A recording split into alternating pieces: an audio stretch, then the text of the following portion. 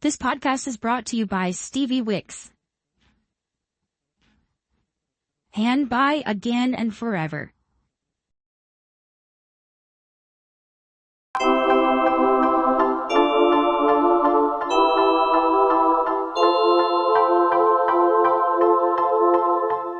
Excuse me.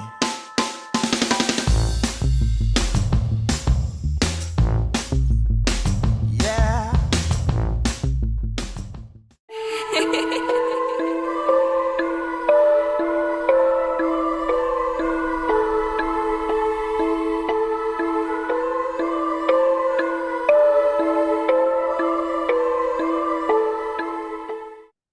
Hello and welcome to today's podcast episode. And this one is a spooky Halloween. Spooky Halloween edition. So in today's podcast, we're going to show you it was pre-recorded. We're going to show you a little discussion me and my friend slash editor Jake and my friend Justin all had about like a whole bunch of things. So I hope you guys enjoy this episode. Please leave a like, comment, and don't forget to subscribe if you like this episode. Right here, and without further ado, here's the episode. Alrighty, so what we are doing here today is this is basically a filler for Hailey's upcoming episode. And I thought it would be a nice chance to talk to the people out there about the podcast network, and you two have glowing testimonials, I'm sure.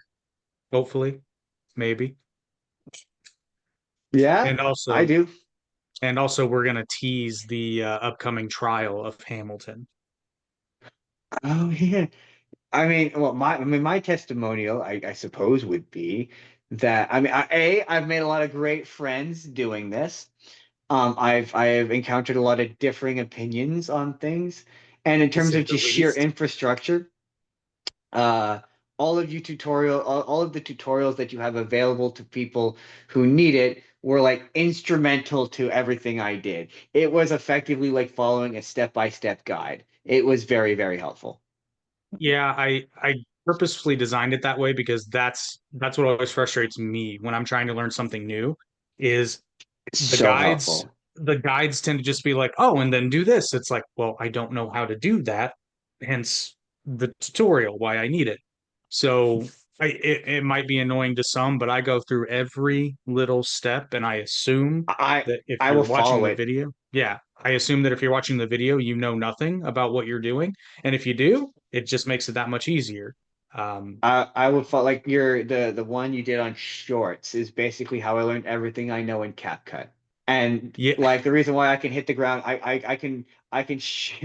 for lack of a better word, shit out like 5, 6 shorts in an hour because the infrastructure you built in your tutorial, I follow that. You've basically created a template that I just slap onto every single short I make, and I can make one real quick in like 10 minutes now because of the tutorial that I followed from that starting point.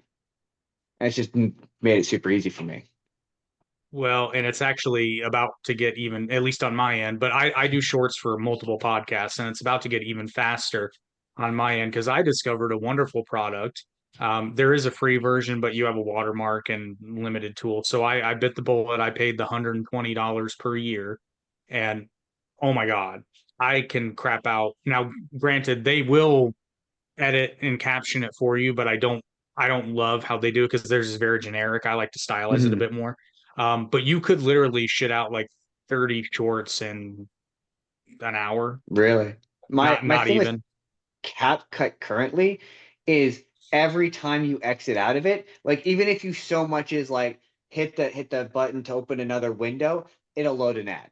Like you go to so if I go to grab a piece of footage, you go back in, I got to skip through like 4 or 5 ads every single time. Oh, really? It is the most aggravating thing on the planet. It's to the point, and they've just slowly been blocking off. Same thing on Canva. They've just been slowly blocking off free options. So I've been perpetually tempted to get the professional version of those. Oh, that was my next question is do you pay for the pro? Because I got the pro for both. I've been tempted lately, especially with CapCut. The Oh, background that's remover. There's been times where I've wanted the background remover. the only reason I got premium Canva was for the background remover. Everything Because else is gravy. there's been times where like I want like an image, but it's on a mosaic background, and I just want to get rid of that annoying mosaic background, and I just can't do it. Well, one of the perks of being part of the Arte podcast pantheon is if you don't have premium Canva and you need a background removed from an image, just send it to me. I mean, in Canva, it's literally 2 clicks and Fair enough. Yeah, I yeah, because I had Canva and CapCut Pro when I was doing my own editing and stuff, and that made it so much easier. But yeah, still, I've I been wasn't perfect, so tempted again. that's why I delegated it to Jake over here. yeah, when you delegated it to me, in hindsight, I probably shouldn't have, but um, I was like, I'll do it under one condition: ad spots. Fair But enough. it's quite simple though. And really, the beautiful thing about all this is you very much learn by doing. And I found so many shortcuts. In fact, Hmm. this segment we're recording, Zoom changed, I don't know what you call that setting or a feature. And now, if you go in and tweak your settings, which if you join the network, there's a new video that shows you how to do it. If you record on Zoom instead of going live like some of the other podcasts do, if you change this one setting, when you go to download your recorded video, Zoom will kick out the gallery view and the speaker view, two Oh, different video files. So you just layer those in your editor and you can cut between them seamlessly. interesting. It's So we should on beautiful. Discord. Yeah, and We and that's which fine. It's going live is even less work, but if you like a more like we could never do Justin, you and I, we could never do the Final Frontier live. It would be too boring. Yeah, So yeah, that's why we for have sure. to edit it right. Yeah. I mean for I will say watching you do live streams, I've learned a lot. Like there was a period of time where it was driving me crazy that you had different OBS than me, and I couldn't figure out why. I was like, "Why is your OBS different than mine?" And I was looking up tutorials, and I finally realized I hadn't updated my OBS in like 10 years, and I was like, "Now I have all these controls. Now I can go like one, and yeah, you taught me about hotkeys, and I can go like one starts the show, two ends the show, and then three ends the recording, and it's really useful." Oh yeah, I still have to do a tutorial on hotkeys. I forgot about that. Um, but yeah, Super honestly, helpful.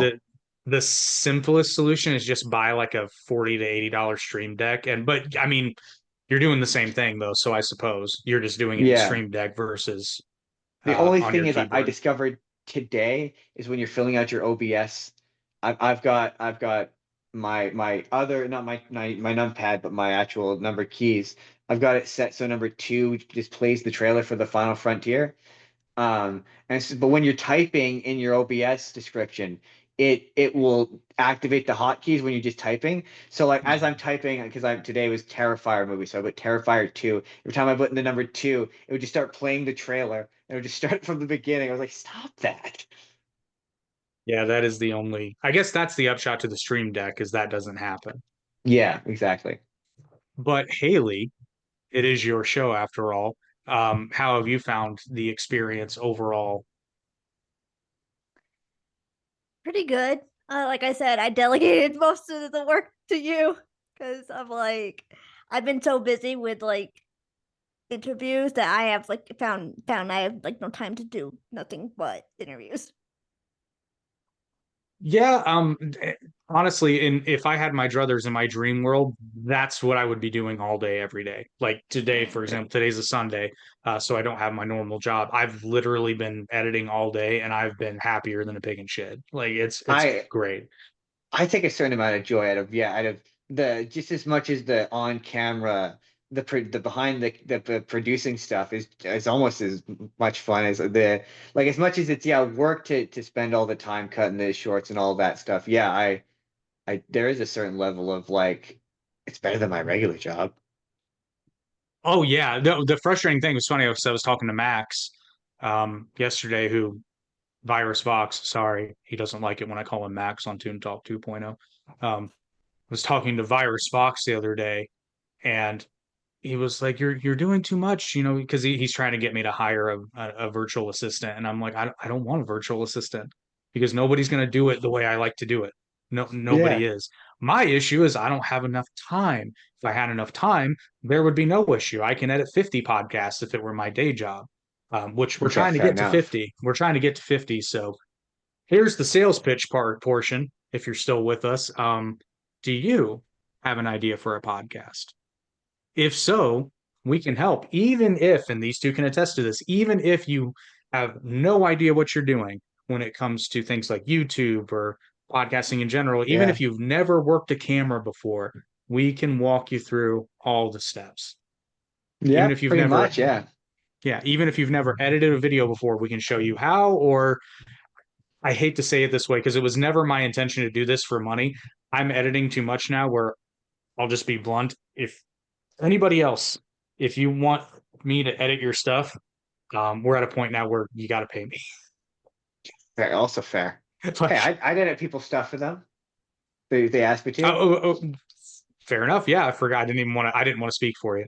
But we can I definitely don't show mind. you how, because honestly, it's one of those things where it's not technically difficult. It's actually quite No. simple, but if you've never seen it before, you just don't know where to start. But once you start learning the programs, much like anything else, it becomes a lot less daunting when things start to Yeah. look familiar. When you know what that button does, it's For not me, it was so scary. finding a launcher platform. Like your tutorial on Spotify for podcasts was like instrumental to you often are like you got things up and running so fast. That was instrumental. That and everything with the back end YouTube stuff. It's funny to shout out a fellow podcast on the network, the Goosebumps crew. They I don't know if it's out yet, but they have done are doing an interview with James Rolfe, the angry video game nerd. Believe it I don't comes know if out. I believe it comes out today for the viewers. I yeah, believe the day that this episode is going, I believe is the day that that episode premieres for them. So you should check that out after you're done you, watching you, this. you absolutely should. But they put out a post where they were like questions for him, and all my questions are like back end YouTube related. Right? That's what I would want to ask him about all the in the weeds YouTube shit. Like that's what I want to know about because that's what's useful to me in terms of information. Yeah, that's the frustrating thing though, is again, all these technologies change fairly quickly. But Mm. so one of the other features is you get into our private Discord group, which hasn't been super active lately, but that's because everybody's been grinding. There haven't been A too little many, bit. yeah, there haven't been too many new developments. But the Artie Awards are coming up, so get That's ready where I for that. post I put all of my updates every time we go live. I you sort of early on um instilled the benefits to going live. And I definitely way less editing because you're like too much editing. I that's part of why I like doing the live because I don't have to edit anything. The only thing I have to edit is descriptions, and that's it. Yeah, and that's sort of the beauty of it when we set you up in the first video in the tutorial. I think other than, picking your name and your logo is figuring out whether you want to stream, whether you want to go live, and we lay out the pros and cons for each one. And if you're kind of intimidated by an editor, you can go live in 2 clicks.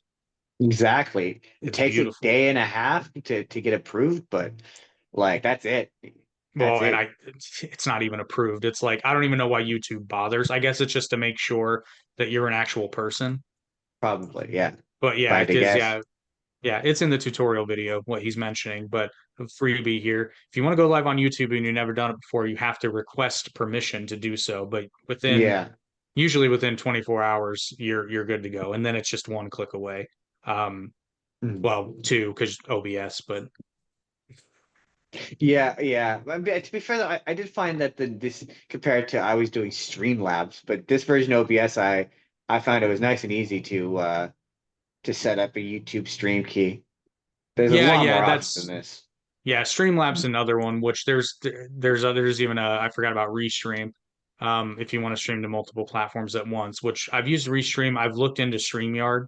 Um, I haven't made my mind up about them yet because to use all the cool features you have to pay, so I can't really try it out per se. Yeah, fair. I mean, it seems to be okay, but then again, because I would love to dump Zoom because Zoom's just expensive, but it's got great That's tools. why we don't mind Discord, other than the occasional technical glitch, weird random ones. Like there's a couple of weeks where Jordan was just upside down. But That's beyond always fun. that, it's a useful service and it doesn't cut you off at 40 minutes like Zoom does. But yeah, so just for people to know too, what was your both of you? This question's for both of you. What was your level of experience prior to starting your podcast when it comes to like making videos, video editing, even posting on places like YouTube and other Uh, social media? I've been doing it last year, since 2020 in any major capacity. I mean, with my co-host, we had tried to get some stuff off the ground, but we never really committed to anything. This keeps us honest, I will say that. Like it keeps keeps us committed to a thing. But I had a TikTok where I did a lot of this, so a little. Zero. Big Oh, old goose really? egg. Yeah, big old goose egg. Oh, wow, really? So you hadn't done any of this prior? No. I was nervous Oh, about long form content.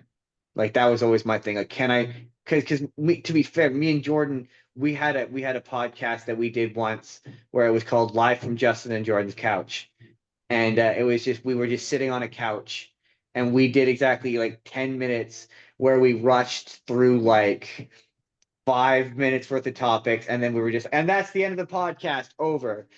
And it went awful. So we've always been anxious about like, can we talk for like, and that's where finding a format is really important. That would be my number one advice: is figure out what your format is.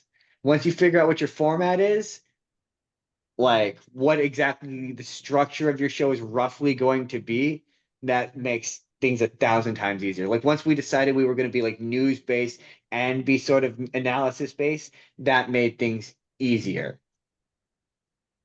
yeah, interviews are tough too. I know um it's the worst feeling in the world when you get somebody there and especially when you're excited about it and you get there and there's just like no chemistry whatsoever and it's like pulling I teeth to get somebody to talk. Yeah, well, Jordan's pushing. Like, he's not pushing, but he's like he sees the Goosebumps guys talking to the angry video game nerd, and his ears perk, and he goes, "Really?" And I'm like, "Yeah," and I'm like, "But I don't. I would be so anxious because I watch it. I'm a fan. Like, how do you approach like inviting people like guests on? That's the portion where I'm like, it's easy when it's just me and Jordan. Yeah, especially I've done so many cold interviews and I'll be honest, sometimes it shows where I'm just like I have no idea what to ask this person. I'm very much a third wheel for this conversation. Yeah. That was my actual for this interview that you are watching right now is this interview. I had so much trouble at like trying to figure out what to ask her because like it just was weird. Yeah, it can be because I did an interview with a musician named Papa D. This is the opposite of that because I did my homework because I knew nothing about him prior to the interview. So I'm like, I am not going to look like an idiot during this interview. I'm going to know everything there is to know about this guy. And he actually said afterward, he was like, wow, that was one of the better interviews I've done because like you knew about my background, you knew about what I had done, I'm like, yeah, I didn't want to look like an idiot. And that's my concern. Like, where's the line of like being taken seriously or just like being a fanboy or being weird or you don't want to be like that weird viral clip at a press junket. You know what I mean? Like Hey, those that's always people that's get always famous. that. Yeah, I suppose that's true. But I will still, say, I will say though that part of that was because I didn't have the book to do research on, and I got the book like a week later. So Fair enough. Yeah, That's that'll fine. that'll very much do it. Because when I interviewed Debbie Lynn on my podcast, who wrote the Unveiled book series, I was adamant. I I actually put her off for a little while because I was like, no, I want to finish the book. I don't want to be grasping at straws, and I don't want to say something stupid like, oh, that ending, huh? And having not read the ending. Yeah. Oh yeah, yeah. Because So yeah, because I do mine live, so that would have just been awful. Because fun fact, the uh That would have been yeah. the ending is a bit of a curveball. It's not a standard ending. It's a very good book. I recommend it. You can check out that interview on the Arate Media YouTube page after this one, of course. Um, but yeah, again, that was one of the things. She was like, "Wow, I was kind of, because I'm not a literary critic at all." But she was like, "Wow, I mean, you had some really good questions that I kind of wasn't prepared for." She said, "Thank God I wrote it." Yeah, my thing with our show is part of the charm of our show is it's just me and Jordan riffing. Like it's just me and Jordan. I was talking with Jordan about it this morning where like I very firmly believe he disagrees with me on this fact, but I firmly believe he is one of the best improvisers I have ever worked with. And a moment where it sort of demonstrates that is where our with October, so it's Halloween, and so the podcast is the spooky of the moment podcast. And I said he's the spooky incomparable Jordan. And without missing a beat, he just started going, ooh. And then of course, yes, and I was like, he periodically does that. And it's some that effect. But just like he's so good at like just knowing like how to where to take a bit. So like to do an interview is so structured. I don't is my I guess is where I'm going with that. I don't know how I would bottle that or confine that onto my show, which is why the notion of guests makes me anxious. Because I'm like, I don't know how to like let's hypothetically say you were to get someone famous. Like how do you confine them to your box, I guess, if you indeed do that. Well, I think because here's the dirty little secret. Riffing is a learned, or I should say, riffing is a learnable skill because some people do naturally have it, but it's one of those things where the longer you do it, the better you get at it. Because like that's all we do on Average Intelligence too, is we just riff, and Eric is a master. Because believe it or not, on that show, I'm the straight man. But I believe it. yeah, Having been he's on that show, I believe it. I was like, it took me a second. I was oh like, yeah, don't oh believe yeah, it. that's right. You did finally come on. Yeah, so yeah, I'm the journalist, so to speak, and Eric is a master of derailing the conversation, but I love it. It's so much Well, fun. it's funny because like me and Jordan's dynamic is sort of it kind of it's similar in the sense that like I'm the film snob and he's the regular guy. And so it's just really funny when he's like this week we did the Terrifier movies, and he said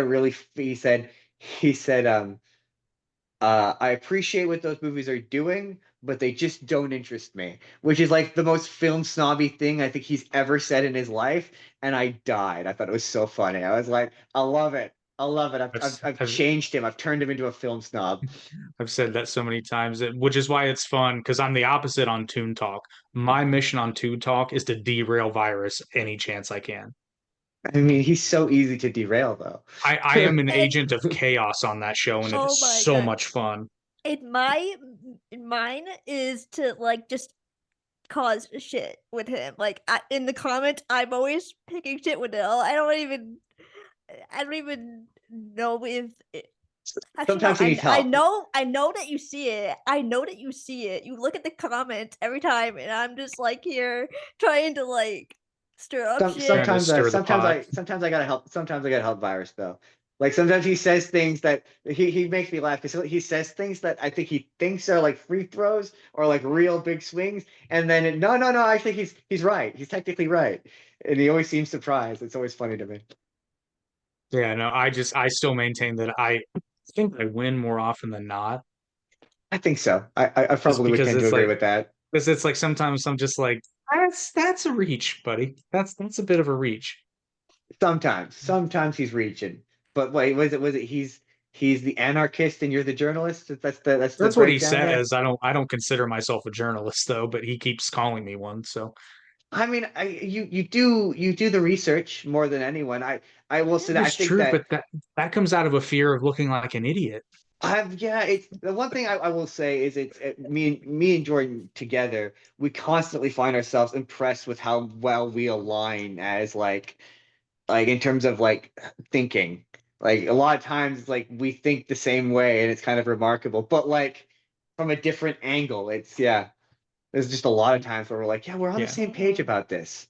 Yeah, I would actually recommend though, if you are going to start a podcast and you have a partner, whether you do live or recorded, I would recommend, which again, it's not a one size fits all, but I would recommend one person being sort of the straight man and the other person being sort of Yes. like the color commentator because it can take you down some really interesting paths. Because like on average intelligence, I'm the one that normally does like the in-depth research, but then Eric will bring up a point that had he done as much research as I had, I don't know that he would bring up organically. It might feel a little bit like, hey, but what about this scenario? And Yeah. you'll It see me do turns it all the time. You'll see me do it all yeah. the time. He'll do it, and then I have to go, Yeah.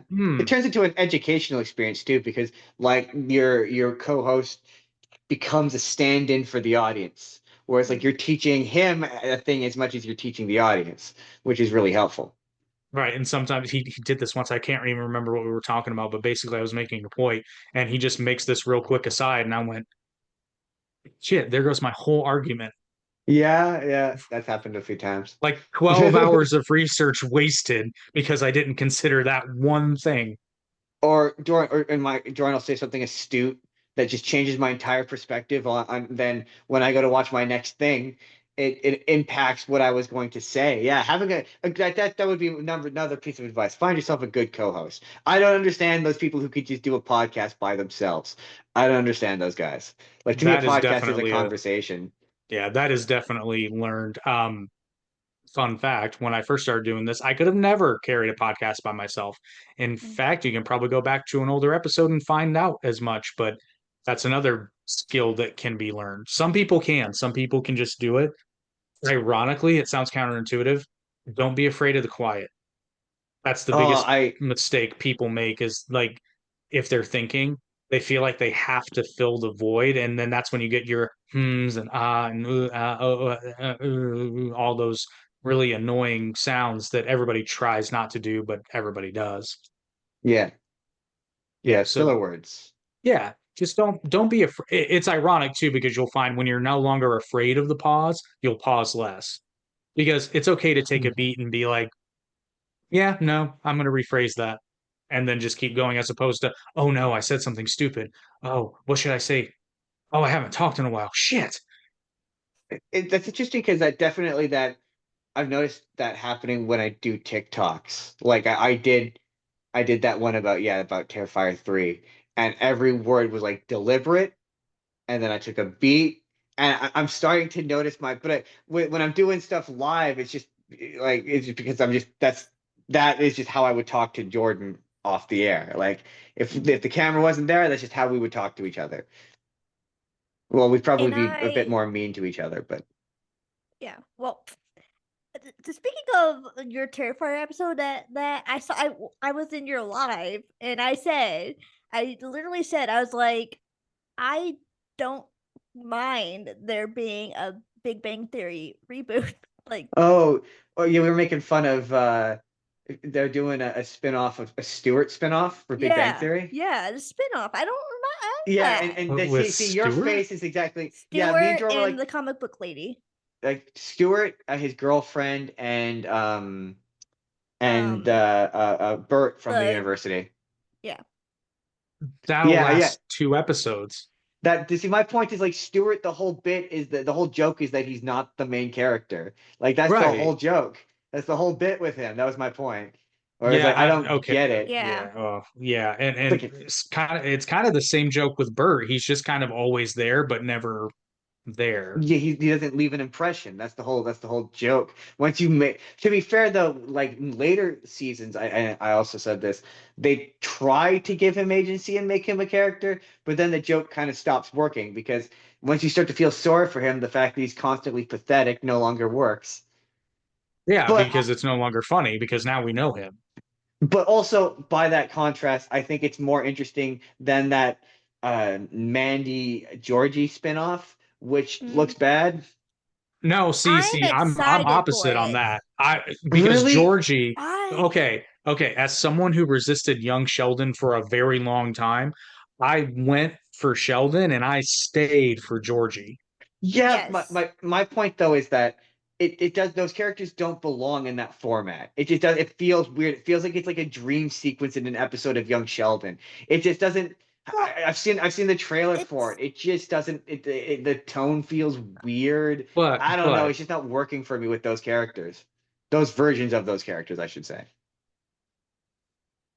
Yeah, but travel back in time, back in your memory, go into your mental time machine and remind yourself of what it was like when you saw the first commercial for Young Sheldon. And I don't know if you agree with me. My first thought was, why the fuck would I want to Oh, watch a show about little kid Sheldon? yeah, it turned out to be good. I And don't, I was but very wrong. I to me that was this is it's sort of the television equivalent of like those videos where they yeah. take something, put it into Google Translate, and then put it back into English. That's like the sitcom equivalent to that is what it looks No, like. that would be Joey. Touche, touche. I'll give you that. Oh God. Halloween box opening. Spicy pumpkin. Witch's brew. Halloween themed pop out wax tarts. Jack-o'-lantern spicy pumpkin candle. Dragon's blood. Happy Halloween. How you I'll give you doing? Joey. Not well. Not one season, Joey. One season. Why? Why? Th- Yeah, there's so many better. For my pitch is I, my pitch for Friends follow up show is it's a sequel and it's about the kids and you get like young adult Ben and Emma and like that way the original cast can like guest star in and out as much as they want. They don't have to commit to a full series So and that you have 90s new show. characters. That 90s show, Fuller House, Girl Meets World, those shows. that I 90s actually show like got all those shows. canceled though. Oh man, I feel like they finally found their footing. I Yeah, it got canceled. I'm not a big enough That 70s Show fan to really, but yes, I said that after which I don't know which one it was, but yeah, me and Jordan have talked about those shows like the I'm always of a sequel series. I'm always way more interested in a sequel series because I always want to know what's happening to the characters in the future. Like I'm much more interested in finding out what happened to them rather than seeing someone else do a different version of the same character. But that's just me. No, I agree with that. Yeah, this is going to be out of left field, and I promise it's the last one. As we're diverting, which you and I are the problem again. We're That's the gonna. problem. Yeah, no, we're the problem. Yeah, I I don't know. know. Hey, I don't think you've seen this, Justin. It might be presumptuous of me, but maybe Haley has. Did anybody watch the Carrie Diaries? Yes, I'm familiar with it. I'm not a loved it. huge Sex. I watched Sex and the City once when I was a teenager, and someone made fun of me for it, and I just became self-conscious of watching it. So I've never actually gotten into it, other than the movies, and that's only because I worked at the movie theater, and the first movie is like 2.5 hours long for some absurd reason. I actually liked it. I The loved show or it. the movies? The show, the movies were Uh, hot garbage. So I've heard a lot of people fun say that fact. it's the show's good. The Sex and the City, I you love mean? the movies. Yeah. No, Sex and the City. Okay, here's the thing about Sex and the City. It's worth watching. I don't Yes. know, which I'm so not its target demographic, but it's worth watching. I don't know that the reviewability is really there, but it's a good show. It's worth watching. Here's the thing The about the movies, though, reboot. Haley. The I reboot watched is good too. I watched the first two episodes. I'm just so bored with it. I want to get into it, I've but heard it's okay. I've heard it's okay. it's not awful. Here's the reason why I say the movies are hot garbage though. The second one is dread. It's I've Oh, heard crap. that. yeah. It's Yeah, I terrible. But it's the agree. one where you get this. You never mind. I can't. It's a sexist joke. I can't. Do it. Do it, It's you the one where you get coward. to see Alice. You get to see Alice Eve's, exposed chest. She was a big thing for a while there. She was in She's Out of Your League. with Jay Baruchel. No, not ringing any bells. She was the Irish babysitter in the second Sex and the No, City movie. the She's the one okay, who I didn't know who wear a you're talking. bra. Yes, okay, yep, I remember. Yeah, Well, that's okay. In the first one, you get to see what's his name, Dante. You get to see Dante's side dick. So I mean, that's true. See it's going all around. the, th- the Sorry, thing Haley. ab- the thing about the We're just first one we're just smutting up your was podcast smutting over it. here. I'm The thing so sorry to all of my viewers. They're the problem. I'm not the problem. It's them. I'm just trying to save Justin from his sexism. Sure, you did. The thing about that first movie is, it was when I worked at the movie theater, so I have certain associations of memories of like seeing parts of it as like, so I've never actually seen it in one sitting. I've just seen like all of it over the course of several 5-minute chunks, and So like I would have to, TikTok. yeah, and I would have to be at work till like 2 a.m. for this not very good movie. So like that's my memory of it. So like I don't have fond memories of it, not because I think it's a bad movie, but merely because I would have to be at work till 2 a.m. So Mine's kind of similar. My whole thing is, do you guys ever have? I don't know if this is a common thing or if it's just me. Do you guys have like a certain movie where it doesn't matter what you're doing, you could be not tired at all, but you put it in and it just makes you sleepy, and you generally fall asleep at the same part every time? yeah, that was The Yes. Godfather for the longest time. So mine is the Sex and the City movie. What's yours, Haley? Ugh. I have so many. I have so many. So it's so bad for me, and I don't know how this happened. Um, I had seen it a number of times because at the time I was married and it had just come to home video and my ex-wife was obsessed with it. So it was playing fairly often, but generally speaking, I start to get really tired about the time she throws the bouquet at Big, and then I'm generally unconscious by the time they get to the honeymoon destination. I mean, it's a really Every long time. movie for no reason. Like I think the second one's not. I think the second one's about 2 hours. It's not nearly, or just under 2 hours. It's not nearly as long. But that first one is like it's 2 hours and 20 minutes. I'm almost entirely positive. It is an absurdly long movie. Mine is like the second Hocus Pocus. That one is just god awful. I actually it's really quite funny because for my show, like I mentioned previously, we're doing a month-long Halloween special because we didn't specifically aim for the Goosebumps guys, but it just kind of worked out that way. But the last week when I'm doing your Hocus Pocus episode is family friendly week, just coincidentally. So I'm just gonna watch it for our show as well. So that's a thing that I have to look forward to. And the first thing Jordan said when I said I was gonna watch that second Hocus Pocus movie was the thing you said, which was that it was bad. Yeah. And they're doing a third. Their third. They're How doing a many third times can one? we go to this well? Here's the thing. Here's the thing preemptively. Before I rewatch the first one and watch the second one for the first time, I don't care for the first one, just generally. Like in terms It of like grew on me.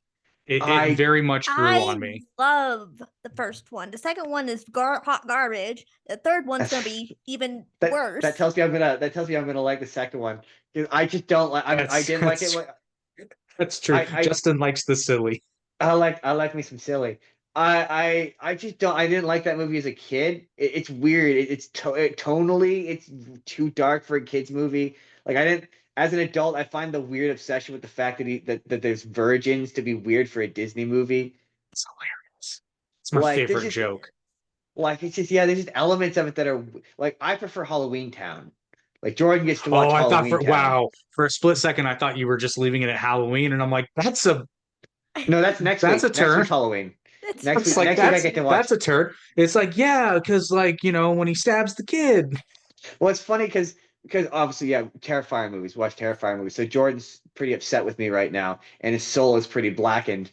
And so I said, don't just think of it this way. Next week you're gonna watch the Friday the 13th movies. They're practically Disney movies by comparison. They're relatively lighthearted. I'm It's looking a forward happy to a machete. lighthearted 1970s Halloween Michael Myers movie. I'm really looking forward to that. It's gonna be super easy going. You mentioned Halloween Town, and my instant thought, my head instantly goes to first one's great, second one's good, and the third one is garbage. I think the third one's still okay because It's not. I don't look, okay, this is what I will say. I do not disagree with you that it is not as good as the first two, but it's not as bad as the fourth one because at least the original girl's still in it. Wait, fourth one. When was there? Yeah, there's a fourth one where they go to university. It's That's called the third one. I thought. no, there's four. The third one is Halloween Town High. Second one is Calabar's Revenge. Okay. I know way too much Oh. about these movies. I was just about to say, isn't that the same ranking system that you would give High School Musical?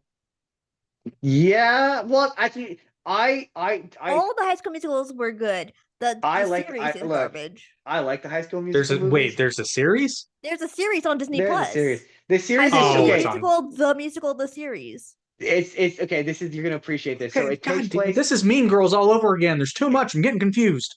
It takes place in the school that High School Musical was filmed at, where they realize that they've never put on a production of High School Musical, Yeah. the musical, at the school in which High School Musical was filmed.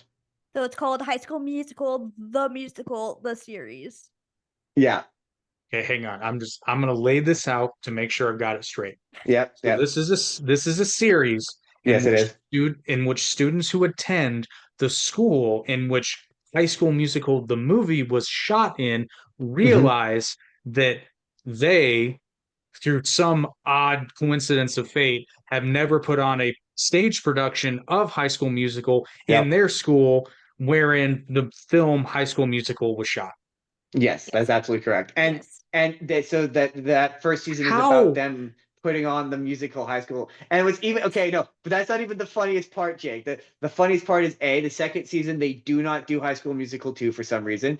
Only to in the third season finally do High School Musical 3, and the original cast of the High School Musical guest star as themselves where they were filming High School Musical 4 at the original high school. Corbin Blue. How high were these people? It's kind of very It's high. not that bad. Honestly, it's not that bad. It sounds way sillier than it honestly is. No, this sounds like some MCU shit. MCU. Oh my god, yeah. A little bit. It's like, no man, hear me out. The kids love Zac Efron in that movie, and they're in the school where they shot the movie, so they're like, we could be Zac Efron. I mean, yeah, it's like that. Oh, there's TikToks with that guy who's like he's the guy pitching Mad Lib styles. He's just doing cocaine. Like, okay, give me a musical. Give me a Disney musical. Mad Lib style. And I find that the third. Comes back. Yeah, Corbin Blue. Corbin Blue comes back. Lucas Gabriel comes back. Yeah, they confirmed that. Actually, it's funny because me and my friends got into a huge debate because they confirm in that season that he's actually gay. Like they have him. He's got a husband and kids, and they're like, oh, he's gay. And I didn't like that because I was like, no, the character. They had the character reveal themselves as gay. The character. Yeah. Ryan is gay. Yeah, Ryan is revealed as gay. Remind me, who's Ryan again? He's Sharpay's brother. Sharpay's twin brother. Well, duh. Yeah, I know, but I was like, but that's so obvious. So like in a way that just wasn't interesting to me. This is why the show is too confusing. Is Ryan gay, or is the actor that portrays Ryan gay in the series? The actor who portrays him shows up, and in the season they're filming High School Musical 4. So it revealed in High School Musical 4 that the character Ryan is canonically gay. Okay, I think I understand. His mind is blown. Well, no, because I just want to make sure I understand. And so the character, like the whole entire time, I can just see your head like about to explode because like you're trying to figure the trailer is hilarious. The trailer is hilarious because they have to explain the premise, and it's amazing. Like it's like, what is this? Like, who is this for? I don't. But people love it. It's a very popular series. How many layers can we put into this cake here? Yeah, pretty much. But that, everyone, is a classic example of riffing happening naturally. So see, starting a podcast isn't really as hard as you think it is. You just have to jump over the first hurdle and start doing it. Because let's be real, and I think we can all agree, your first episode's going to be, well, not garbage, but it's not going to be stellar. You're going to be very much finding your footing. Yeah. Generally by about my first episode. episode wasn't. I mean, my first episode wasn't. It wasn't garbage, but it wasn't great. Certainly not compared. Like I go back and watch old episodes that I've done, and I'm like, oh my god. I mean, me and Jordan, there's definitely a trajectory of improvement with ours, but it helps that we know each other so thoroughly. So like, Yeah. it's not to say garbage, but it got better. Definitely. Well, and like, hey, I'm not picking on you, Hailey. It's just a good thing to point out because, like, if you go back and watch your first episode, you got both you and Jensen, who was with you in the episode, are very much trying to follow a structure, and but you don't know what that structure is, so you're you're not making it up, but I don't know how to say this properly. It's like you're trying to do it one way, and clearly that way didn't work, so the next episode it shifted, and then you kind of keep doing that until you find a method that works. And sometimes you'll do different ones. Like, for example, and this is funny because the other thing we're plugging today is we've sort of mentioned it across the podcast network, but I'm going to say it definitively here. We're going to put Hamilton on trial right here on the Part of Your Broadway World podcast because I'm tired of this musical tramping about being like, look at me, I'm fantastic. And it's like, no, you're not. It does traipse about being like, look at me, I'm fantastic. It is though.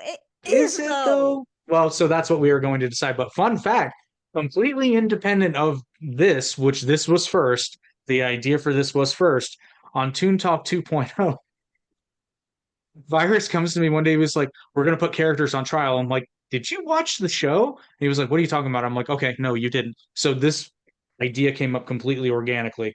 Apparently, he was inspired by a comedian who did something similar. And we put on trial very randomly we put on trial Goku, Darth Vader, and specifically the George Clooney Batman. Yeah, very specifically the George, because I just watched Batman versus Robin, and I kind of realized I didn't hate that movie as much as I was expecting to. So, fun fact though, if you go back and watch that episode, which I highly recommend both for hilarity, you get to watch in real time us come up with a concept because it very much morphs from how it's supposed to be one way, and by the time you reach the end, we completely changed the format. That was just, you want to talk riffing? That was me just pulling just like shit out of my ass. I didn't even I went into the George Clooney Batman with one argument, and it just turned into me making another argument. Like it just turned into me tearing into Robert Pattinson's Batman for some reason. It was great. My favorite moment though is I have to shout out Virus.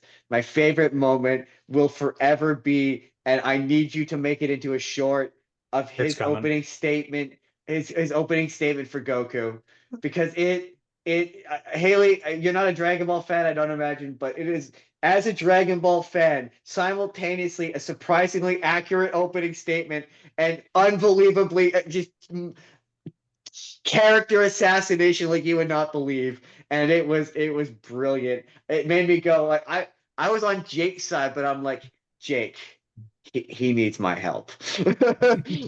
No, it's quite a thing to behold because again, if you're a Dragon Ball fan, you will see that this is simultaneously like a really good synopsis and also just obvious he's never watched the show a day in his life. I was watching. Oh, so I was watching it, and like I gotta say, Jake, your woman impression for Leia was just spot on. I mean, it was nowhere near spot on.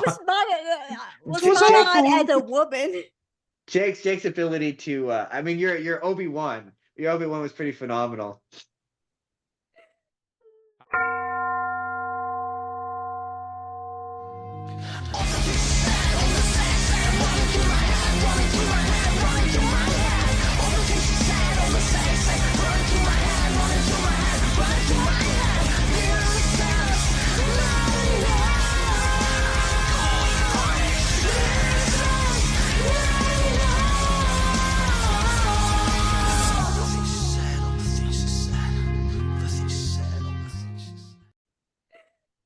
I tried. I just love hearing Ewan McGregor tell that story about when he gets what is he always see somebody like run a stop sign or something. He pulls up next to him and he's like, and I'm berating him and I'm saying this, and he just stares at me and it's like, that's fucking Obi-Wan Obi-Wan Kenobi. Kenobi.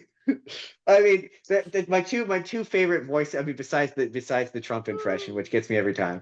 But and I don't know how much we could talk about it. But a project that we're currently working on. You do a like a foppish British boy, foppish British man. That You it know what? I Yeah. struggle not to laugh every time you do his voice. Like it is an objectively funny character. So funny you mentioned that because that's going to be dropping soon. But funny you mentioned that because that's why I laughed when you said Hugh Grant because from day one just reading the script I'm like, oh, this dude's Hugh Grant. Yeah. That's. I was like when you were like, yeah, was it charming? What did you say? Charmingly befuddled. It's a Family Guy joke when he's making fun of Hugh Grant. He's like, oh, I'm so charmingly befuddled. Yeah, that's exactly what I think of. Like I enjoy that character so But much. Like he's it's just a directing funny me. voice. But he's directing me in the first episode, and he was like different. I'm like, what do you mean different? He's British and confused. What more do you want? Right. Yeah, like that's just and it makes it funnier when you have action sequence. But anyway, I don't know if we're allowed to talk about that yet. We can't say the name, but just so you know, an audio drama is coming. So And you'll want to. it's gonna be good. I think it's gonna be good. I think it's gonna be good. I know it's going to be good because and it's really funny. I didn't agree with the format at first, but having heard it, I'm like, okay. Yeah, right. Getting to hear having the audio engineer there and having him show us like how it works, that was really beneficial to me. Like I really appreciate that. I was like, oh, this is really getting to see a thing as it comes together. It's so much easier to believe in the vision, I guess, for lack of a better. Yeah. Yeah, that's another perk though of coming into this merry band of podcasters though, is you get to it's like he said Max literally came when he was like, hey, we're gonna turn this into an audiobook. Who wants in? Yeah, pretty much. Yeah. My one thing I will say that is of a benefit that has helped us generally is the sense of camaraderie and that like having people who consistently like your shit on the internet, like instrumental. Like we're on TikTok. We've got maybe 30 followers, but I'm doing 600, 700, like sometimes 1,000 videos or views of video. Sometimes on TikTok, my videos do better than they do on YouTube and vice versa. And that all comes from having people who consistently, algorithmically speaking, the algorithm loves it when you have people they perceive you even though we're cohorts, they perceive you as audience members constantly liking my stuff, and that boosts the shit boost your stuff. And that is part of the benefit of being in the network because you have a core group of people that will do that all the time. And that helps rising tide, all ships. Yeah, and that's very much the mentality. So there's so many perks, and I don't want to try to oversell it, but it literally costs you nothing. Except you might be inclined to buy some software, but you can literally do this for free. You can. There's a minor investment in getting like a decent microphone and but Yeah, recommend the honestly, Yeti. Recommend yeah, the the Yeti. Yetis. I upgraded Cannot and recommend. now I listen to like we did the first 5 or 6 episodes of the Final Frontier with my older microphone, which was fine, but comparatively speaking, it's like night and day. The I mean, Yetis just sounds we went from Bluetooth headsets, like our first 3 or 4 episode, we were both on Bluetooth headsets. And yeah, we went to was the our Artie award-winning episode, Jordan's birthday special, I believe was the first episode we went to the Yeti mics. And yeah, you can like I can.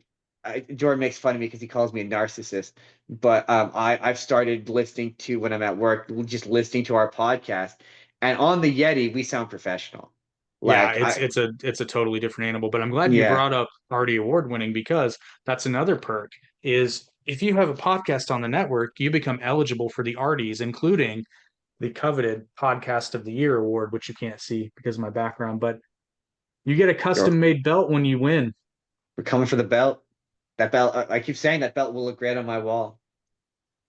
Yeah, fun fact, it was supposed to go on my wall, but it's actually too heavy, so I got to I rethink this don't think thing. it'll But have to go on my wall. I don't have my arty with me currently, but we usually use it to sell Trophy Smack. Because yeah, and then it's you're like, also joking aside, good quality. yeah, and you're also eligible for the Average Intelligence World Championship, which is currently would you say there's yet to be a champion crown, but it's going to happen soon. And then everybody in and like tertiarily surrounding the network are eligible to compete for this. So That is also cool. originally we had the All Events Welcome Championship, but it has been retired. But if you go to rtmedia.org, you can see the entire history of that championship and the absurdity that it is. It was once won via staring contest. So just to give you an idea All right. of the silly. There's a bunch of perks, but back to this trial because I want to make sure people understand what's going on here.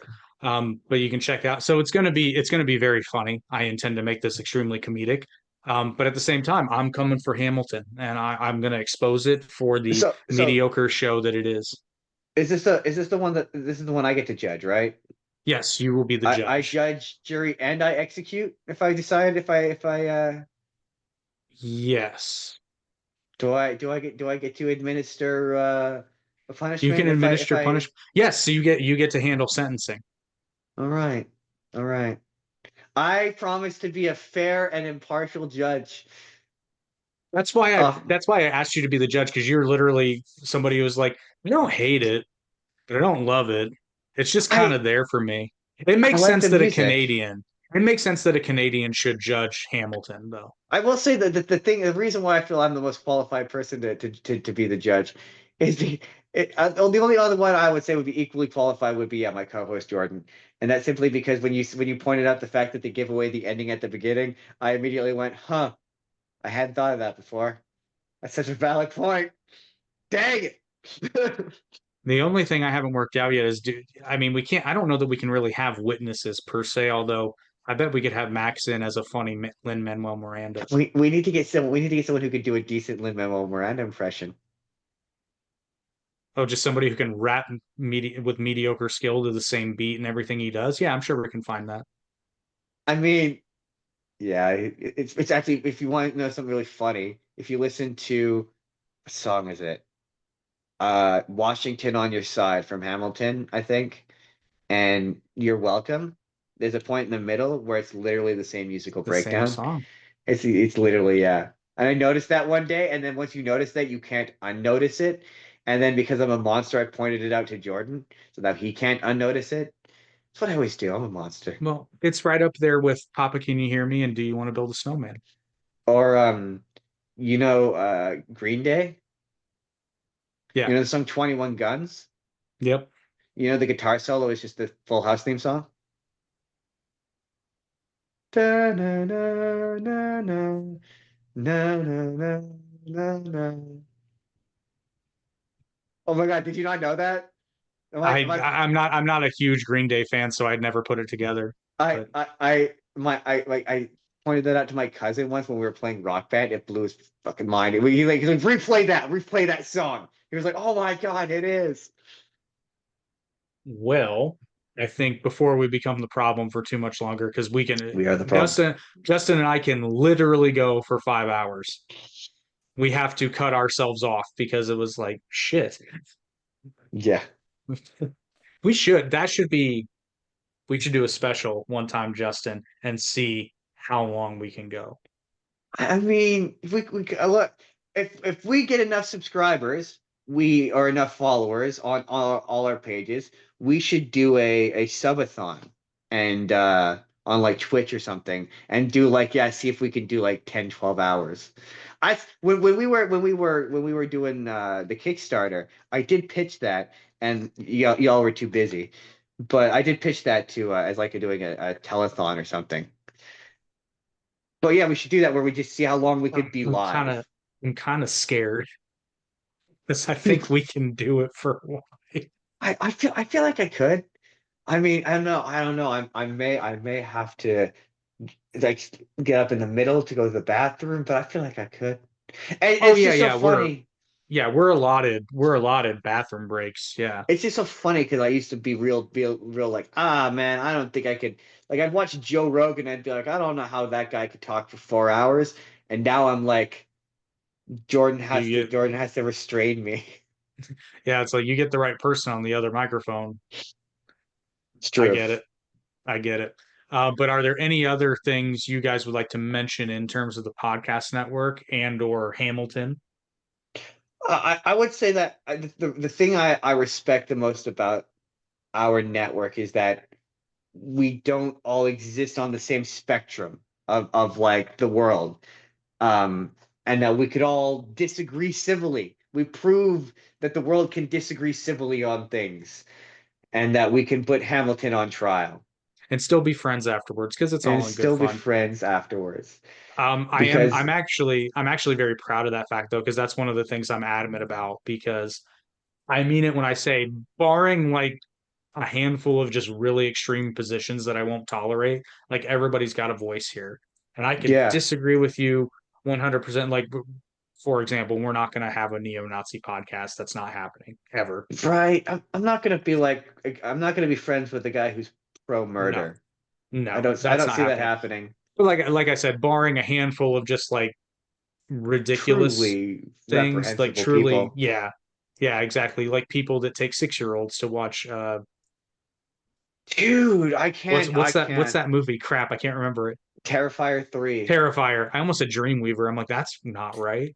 But Oh man, that oh my goodness. Yeah, me and Jordan we just finished our episode where we talked about that and we just so desperately want to be like it's not the movie's fault, but it like I can't describe the thing is in order to describe to you how distressing it was to see those 6-year-old children in that movie, I'd have to describe to you what happens in that movie.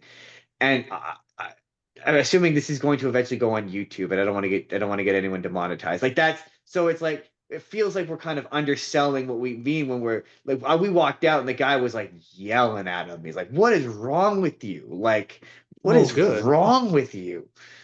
See, and that's the thing. To me, I think, and I'm 100% like pro free speech. Like I'm obnoxious about it, but that's a line that I think the movie theater should be like, I don't care if you can buy them the tickets. I'm not letting a 6-year-old in to see this movie. Go Yeah, elsewhere. it's a real lie. Like back in the day, they used to have the box office. It doesn't, at least in Canada, it doesn't really Oh, exist that so much wow. anymore. I forgot about that. I was assuming there was a box office. Yeah, no, now it's you could just buy That's how tickets old I online or am. from a kiosk. Yeah, they kind of do, but most people just buy it from a kiosk. But back when I used to work at box office, yeah, like I mean, there's a fair okay. I Watchmen, you've seen Watchmen, obviously. Yeah. There was a dad who took his daughter, like his like young daughter, to Watchmen. And she Hmm. midway, when he started walking out, yeah, he started walking out with his dong out. She walked up and went, "It looks just like yours, Daddy." Yeah, and so we were It was told to just blue? just what she said. It's just what she said. I don't Was know. it I blue? wasn't there. I I have cannot. question. I have I so many questions, sir. I cannot corroborate, but we were told pretty explicitly. I know it happened because we were actively told to discourage, and I did. Like there was a woman, there was a family who wanted to go watch it because they thought it was a superhero movie, and I had to be like, no, no, no, go. You're not. The kids will not have a good time. It's very boring. Go take them to Race to Witch Mountain instead, please. And they did, right? Yeah. Like, but that doesn't seem to happen nowadays. And the response of being like, well, they saw the first one. What prompted you to show a 6-year-old these movies? Flat out. Period. Period. Yeah. Yeah, I can't.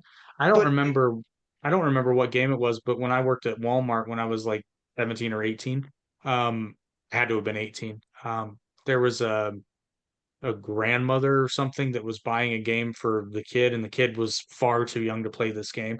I can't remember what it was, but I mean it was a fairly graphic one. And I like obviously, rated M, and yeah. very young child, not even a teenager. And I said, this game is quite bad. I'm not sure you want to buy this for the kid. Now, I will say this much. I don't know if this is still the case, but at the time, Walmart had a policy where if we felt that it was inappropriate, then we did not have to sell them the game. Interesting. I mean, And I did. Now, the thing of it is, I stepped away and then discouraged. they bought it from somebody else immediately. But I was just like, I even said to my manager, I'm like, I'm not going to be responsible for that. And I'm not one of those people that believes that like video games are the reason that kids are violent, but like I'm Yeah. still not going to be a party to this. No, I mean, I've discouraged. There's one time, same deal. Woman wanted to buy her son Call of Duty, her like 3-year-old, because they played it at the cousins once. And I was like, let them play it at the cousins. Buy them Mario instead, please. And then she did. But Right. these movies are just like on a different level. Like it just Yeah. because we Yeah. compare it to like, well, what if we saw someone bring their kid into Deadpool and Wolverine, like a 6-year-old child into that movie? No. Would we have the same moral obligation, feel the I same mean, moral I obligation? mean, it's a little bit different, but No.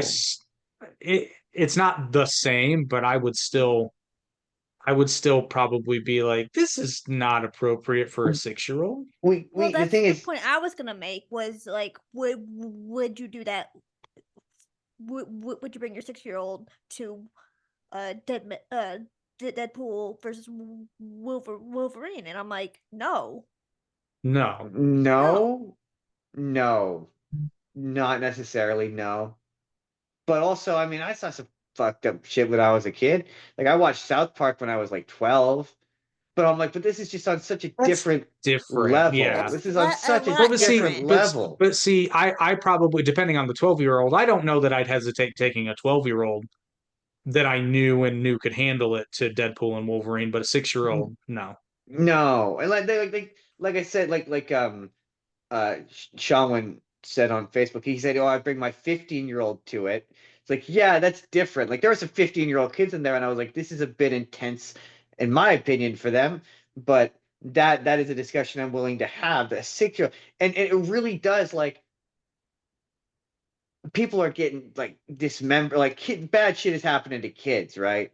And like Yeah. when you're sitting there and you're waiting for it to happen, and it's just we literally had to compartmentalize and like Jordan kept going like, do we get up? Do we say something?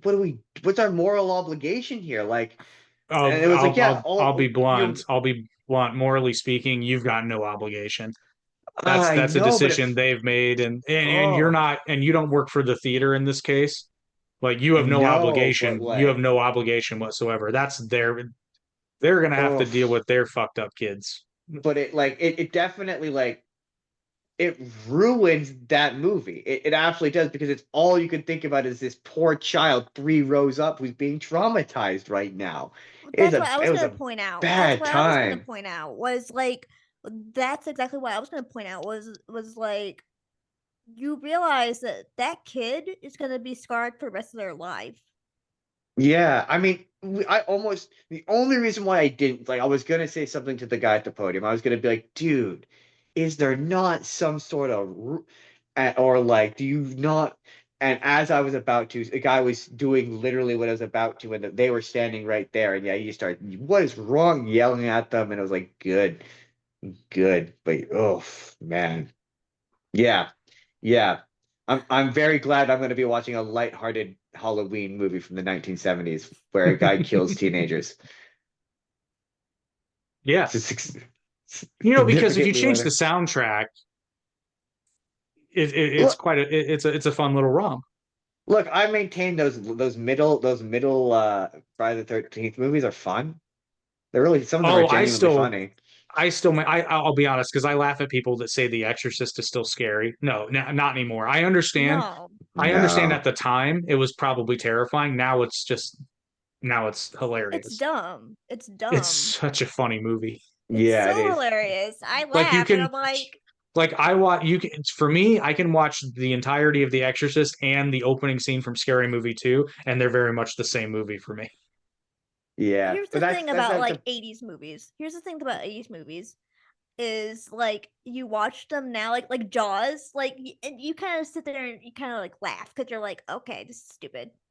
Yeah, it's a big fake looking shark. Yeah, but you gotta kind of that's the kind of example of with the 80s ones you gotta be like, oh, when I watch the Terrifier movies, I'm like, that's what people saw when they watched Friday the 13th Part 3, right? That's what they Mhm. saw back then. So that's kind of how I gotta put those movies where it's like, yeah, they're stupid and fun now, but they weren't people got upset when Jason killed people. I'll be fair. I find Freddy upsetting, but that's because I don't enjoy sexual violence. That's my line. Say what you will about the Terrifier movies. They're not the most upsetting movies I've ever seen. That's probably still a Serbian film. That's on a whole nother level, my Oh, friend. oh man, that What? is That's not even. You're that's not even on the probably same. You're not even on the same planet. that is yeah that is probably one of the most. I made the mistake of watching. Okay, obviously Goosebumps crew, um, video game nerd. Are you familiar with the Nostalgia Critic? Hmm. You know the Cinema Stop? Yeah.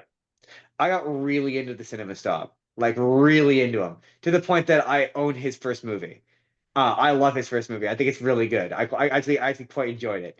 But I got really into exploitation films for a while, like really into them. So I've seen all the awful shit. So I've seen like I Spit on Your Grave. I've seen the remake and the original. Um, and yeah, I've seen a Serbian film, and I've seen Human Centipede. I've seen the first two ones. I refuse to watch the third one. But yeah, so like those movies are reprehensible to me.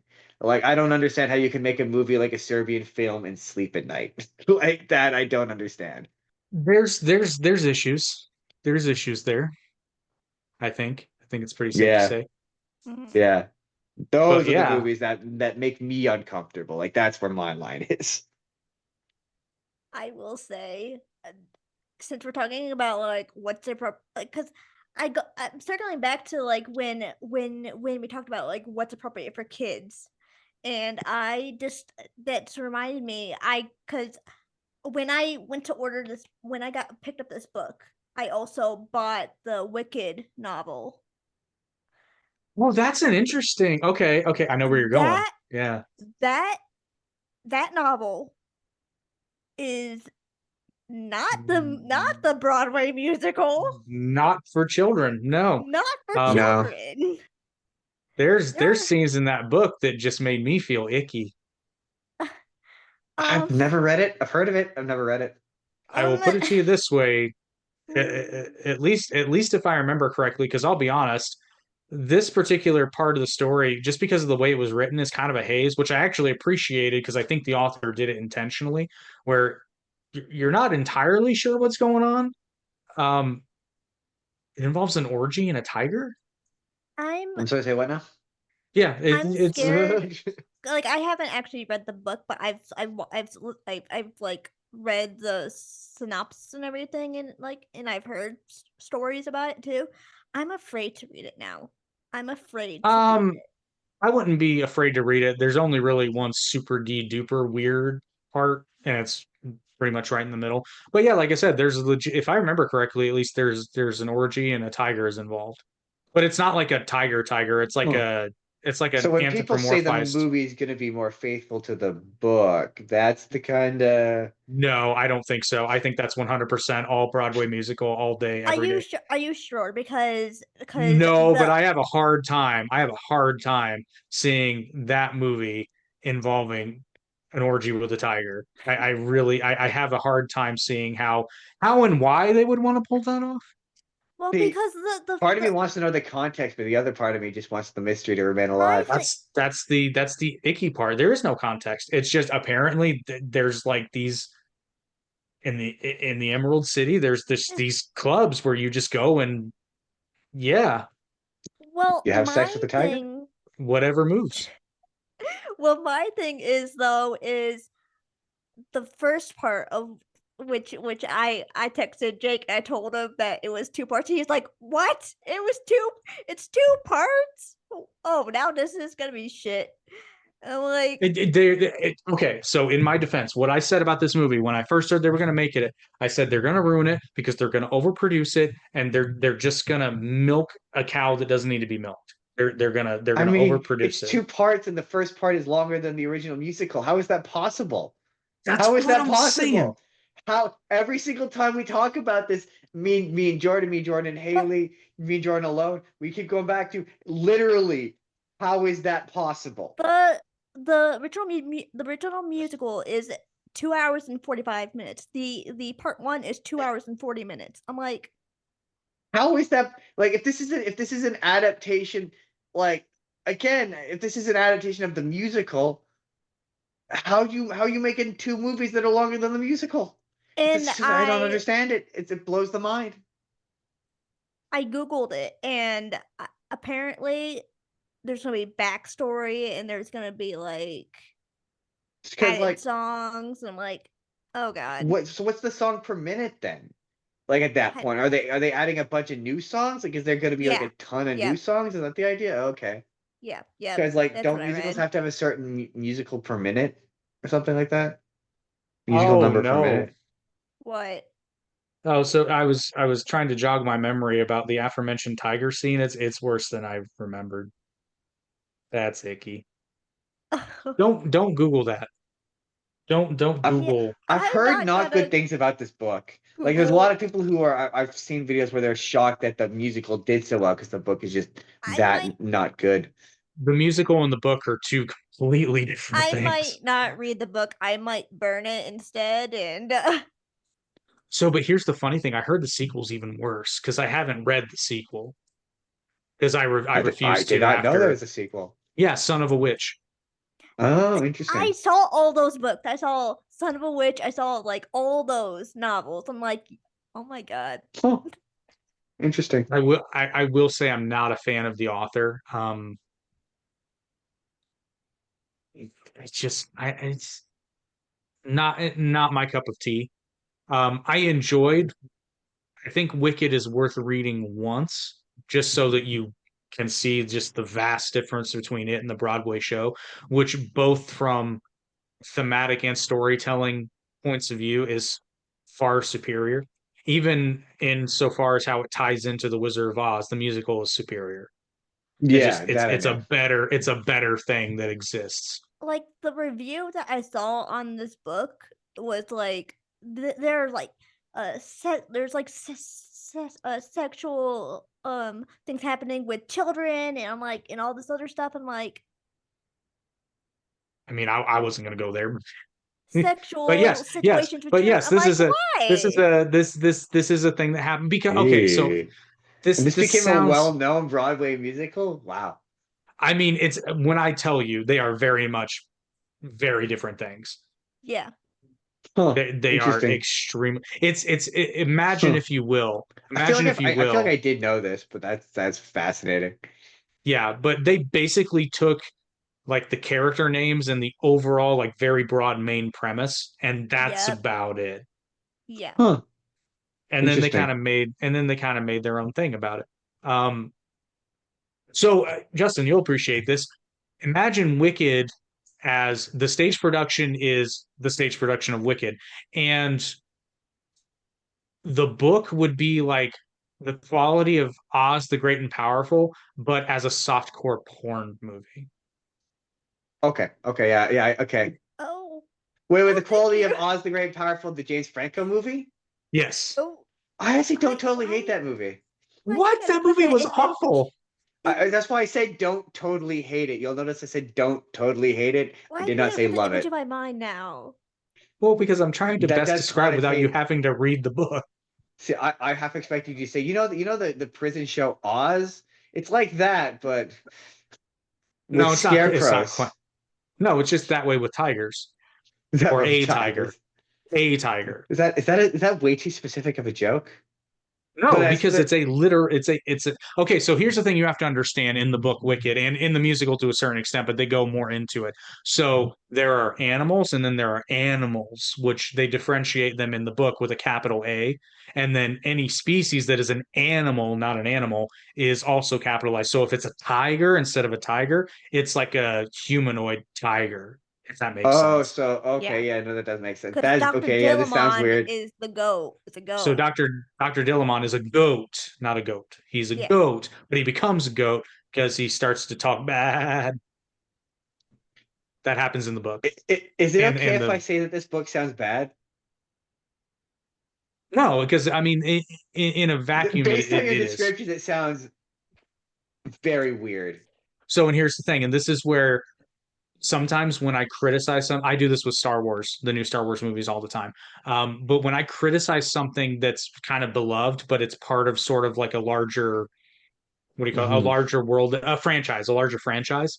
Um, what I go to figure out if it's actually Yep. good or bad or not is I take the thing and I eliminate all the references. So in the case of Wicked, I'm going to take the thing and I'm going to eliminate in my mind all the references and Easter eggs to the Wizard of Oz and look at it Yeah, solely from a story perspective.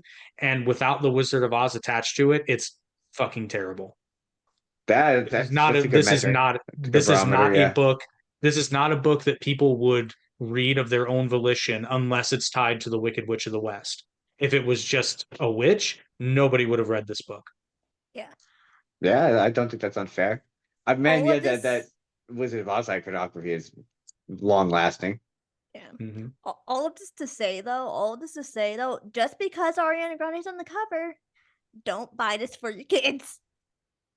I mean, that's why they'll buy it for their kids. What's its rating? I have no idea. I didn't I even can't remember. see. It I thought it sounds like was it's for teenagers, by the sounds is of it it. PG-13? I Oh, think the so. movie? I'm Yeah, probably the movie. PG if I had to guess. I think so. I think it's PG-13 just because there's Oh, yeah, some right. You've got a different rating for there's it than I do. oh yeah, that's true. Actually, believe it or not, Ariana Grande being Glinda was one of the things I was like, oh, okay, this might not be god awful. It's fun. It's funny now that I've said that. Deadpool Wolverine is 14A here, so you could totally go watch that if you're 15. Yeah, it was rated R here. Yeah, there's been some times where best example, a Tropic Thunder is R rated in the States, which Yeah, means if you're 17 you can watch it, but I it's would 18A here. I would totally let like a 14, 15-year-old watch Tropic Well, Thunder with no hesitation. funny story about the Canadian ratings board is it's a relatively new thing to my understanding because there's one time where Jordan went to watch Tropic Thunder and it was rated 14A. I nearly got fired for this because he went to watch Tropic Thunder. It was 14A, and the next day it became 18A, and he had to get a ticket to prove that it was 14A. Because if they catch you with a minor in an 18A rated movie and they're not there with an adult, you lose your license, and it's a big thing. Several employees nearly got fired for it. But yeah, so our the only reason why I know anything about the MPAA is because of the movie. This film is not yet rated, which I would recommend. I would That's a good one. recommend. It is, if not for the fact that it opens with the rape scene from Boys Don't Cry, which is gnarly. It makes a point though. It does, and the information it shares is fascinating. The MPAA is a fascinating body, and what their rules are. The notion that you're only allowed one F word in a PG-13 rating, which has yielded some really funny ones. Yeah, did you which this is a really good it's a really good plot. Not so since I believe since The Lord of the Rings is rated PG-13, that means each movie would have been allotted one F-bomb. Yep. Yes, And a game people like to play is where would you put the fuck? I mean, I kind of would put it where instead of fly you fools, it'd be fuck off you fools. I mean, that's valid. For Fellowship, I think I would have put it when Frodo gets stabbed because just the thought of Elijah Wood screaming Fuck. That's a good one. That's a good one. Yeah, I mean, my favorite use of that is one of my favorites is in Be Cool, where it's John Travolta, and he's like, "Yeah, you only allowed one use of one F word." He's like, "Fuck that." Yeah, Jordan I do like wants it to when do Jordan wants to do a Deadpool movie, Deadpool Spider-Man movie, where it's PG rated, it's PG-13, and Deadpool like is constantly searching for the right moment to drop the F-bomb. Like, he knows he gets one F-bomb and he's waiting for the perfect moment to use it. I like it because they did that in Once Upon a Deadpool, but not in the same way. So I would very much like to see that. Yeah, I And the think it would be whole fun. running gag can be like, is this it? Is this the moment? Yeah, then Jordan wants to do it where like he wants it two ways. Either he gets to do it or it gets to the final one, like because he desperately wants a Spider-Man Deadpool movie. But he's like, and then Spider-Man steals it from him, and Deadpool's like, oh man. Oh my god. I would love that. That would be great. Or you could do that, or at the very end, Deadpool can realize that he hasn't said it yet because he was so involved with the plot. And Yeah. then they just they just scream fuck, and then the movie just goes to black and credits roll. That'd be so great. Either Yeah. I would take any of those options. But yeah, that and also you guys are real weird about language. South Park made fun of that, Yeah. but you guys got to think about language. Like for us, like it's violence. That's what like so if the movie's got a lot of swear words in it, it'll be 14A. That won't push it up to an 18A. And see, I kind of I agree with that because I like Superbad was rated R, for example, and That was 18A here. That was very much 18A here. that was probably for the sex though. Now that I have to think about it, I think so. I don't think that was a Probably. language thing, so that's a bad example. Um, anyway, I'm not going to think of an example because we're becoming the problem. We've Again, we've you bogart are. Oh, we've bogarted Haley's podcast, but that you just goes to did. show how I'm not sorry, kind of sorry. I'm a little sorry. I'm We like demonstrated an effective podcast. yes, I'm like PG-13 sorry. I'm Canadian, sorry. I have one fuck and I'm giving it right now. I'm sorry, you said that. You said that. I'm just like I lost it. Oh my god. I'm Canadian, sorry, which means I'm mostly sorry. Are you sorry or sorry? I'm Shut sorry. up. Shut Sorry. I'm up. sorry. Shut I'm up. sorry. I'm sorry, eh? Well, because that's the level of sincerity. If he's Yeah. sorry, it's a big deal. It is. It's true. It's Canadian promise. And if he's fucking sorry, guy, oh, I'm sorry, guy. anywho, Haley, would you like to close out the segment, being that it is your podcast and we have stolen it? You have, and I will find a formal punishment for that. Wait, is this sorry, is this getting smushed in the or is this getting put It in sounds the dirty. smushed? It's why I stopped saying it as soon as I Not said it. like Is that. this is this getting put in getting put in the Hocus Pocus episode? No, Is it's that at where the this end of is? it. What It's remind us what book author did you interview for this episode? Like editor well, Jake knows, but present Jake forgot. President So Jake forgot. It's Mary Mancusi. Mary Mancu. Oh, so you're so we're on the end of an episode where you interviewed her about that book? Yep. Got it. Okay, cool. I just want to make sure it was Sally's promoted correctly. Lament. no, Sally's Lament. I answered my own question because I was like, is that Nightmare Before Christmas, Sally? But then I see the Spiral Mountain down there at the Oh, bottom. absolutely. So Yeah. is it one of those like Jordan talks about them all the time. Like what if Disney but different kind of style Yeah. books? It's like the what if book. So for example, it's what if Sally if Sally discovered Christmas Town. So if Oh, like interesting. so instead of Jack, so Oh, cool. Yeah, Jordan was telling me about one where it was instead of Merida getting or the Merida's mom getting turned into a bear and Brave, she gets sent back in time and she like meets the mom as a kid and like they Mhm. team up or whatever. Yeah, he constantly tells me about this. So that sounds really cool. yeah. I love these books because I also have one by a different author. I can't remember that author's name, but it's like what if Jafar had found the lamp and not Aladdin. Yeah, Yeah. Jordan. Yeah, Jordan told me about this. It would have been a much shorter story, but I've got a book like that. Is it an If you unsettling skull? if you know, you know. I don't know. Do not read this to your children. It's actually not very good. Um, so imagine, if you will, for your audible pleasure. That was a very poor choice of words. Yeah. for your nightmare fuel.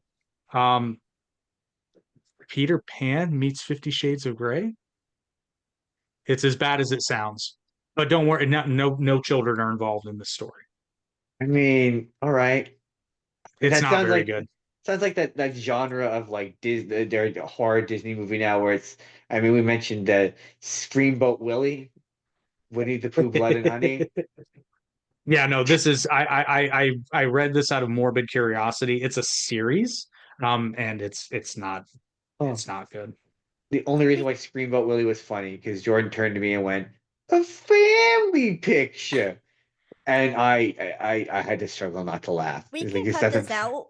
We can cut this out, but I just because I watch a um a YouTube where where like they count every single kill in horror movies.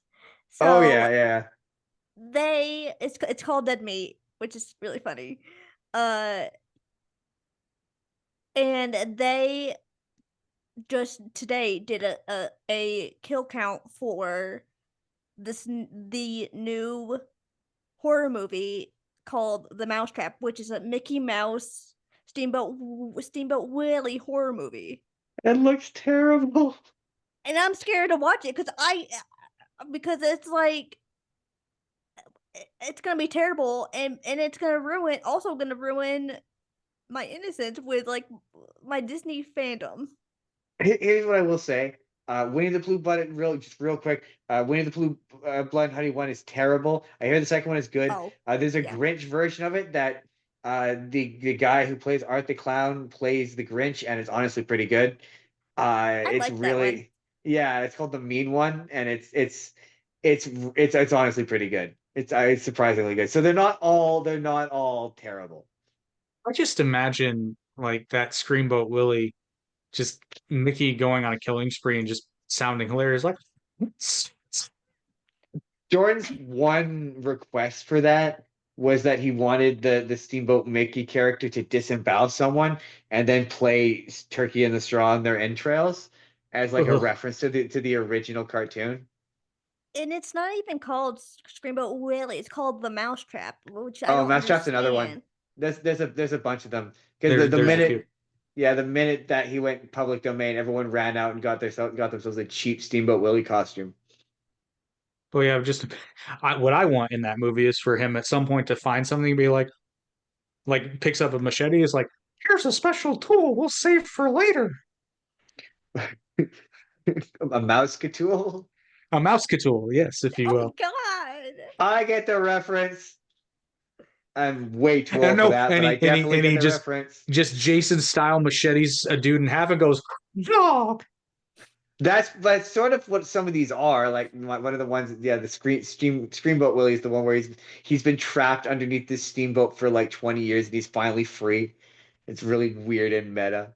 What I don't I understand Jordan hates them, about but I do think there's a certain level of what I don't understand entertainment. about any of these horror like Disney horror movies is like none of the characters speak. Like No, Winnie the Pooh because never it's spoke. no, he didn't, but he apparently the second one he does more. Like, well, to be fair though, that's the whole point of that first movie is he's sworn a vow of silence, and he says like one line at the very end before he Is kills that because Christopher the Robin. voice is that because the voice is technically like the I quintessential think voice so. is, yeah, that's why Well, you can't have, that's why you probably couldn't have Mickey out Yeah. there being like, yeah, it's the image is you know, technically well, in the case of the Winnie the Pooh, it's the A. Milne book version that's public yeah, domain, not the Disney correct. Yeah. version. Yeah. Yep. But isn't he still wearing a red shirt I in Blood and think Honey? so. Yeah. Yeah, I think I mean, so. you can't trademark a red shirt though. So I mean, That movie, if you literally Google "scary Winnie the Pooh mask," the first thing that comes up is the mask from that movie. Like legit, it's like from Amazon. It was terrible. I hated that movie. so when he I kills want to see somebody, the second one though. does he just go, oh bother? Yeah, sort of, kind of. At the end, yeah, he kind of does. I'm told he talks more in the second one. Yeah, yeah. Well, Well, we've demonstrated again. If you think you can do this, we can help you make a podcast. It's true. Hey, we managed to steer back on topic and talk about the book that of the author that Hailey is interviewing on this very episode of you're watching of the Part of Your Broadway podcast world. Nailed it. It's almost like we know what we're doing. I True. just looked it up, by the way, and wow. What did you look up? The mask. The mask. Oh yeah. The It's mask? nightmare Oh, fuel. It's It's awful. nightmare Yeah. fuel. Yeah, that's But awful. interestingly enough, we are kind of looking for somebody to do a more general horror themed podcast, because we have the Goosebumps crew, but they stick pretty strictly to Goosebumps, generally speaking. So we do kind of want a general horror themed podcast where, hey, if you want to go on a 2-hour rant about the Mousetrap, it's right Yeah, up our my alley. soul can't handle that. Once October rolls around, November rolls around, I'm gonna do a nice family friendly week that's got flowers and everyone hugs each other. Chris, Oh, so Christmas very much movies. you're gonna do National Lampoon's Vacation. Yeah, exactly. We'll do a comedy week where we just laugh. I still have to do a professional wrestling episode. That's still on my list. We do. That's the thing that happens. But yeah, we're gonna try to make the trial happen in November. I can watch Hamilton by then. But Hailey, before we're gonna stop. Justin, we're gonna stop. We're gonna stop talking. Stop it. We're Behave. gonna be Like like a mother. I feel like your guys' mother. we're gonna be public domain Mickey and just not speak. I know, and like I'm over here being like, okay, guys, shut up, stop talking. Like I feel like your mother. But yes, Hailey, would you like to close out this segment that lasted much longer than I anticipated, but was still a lot of fun? Yeah.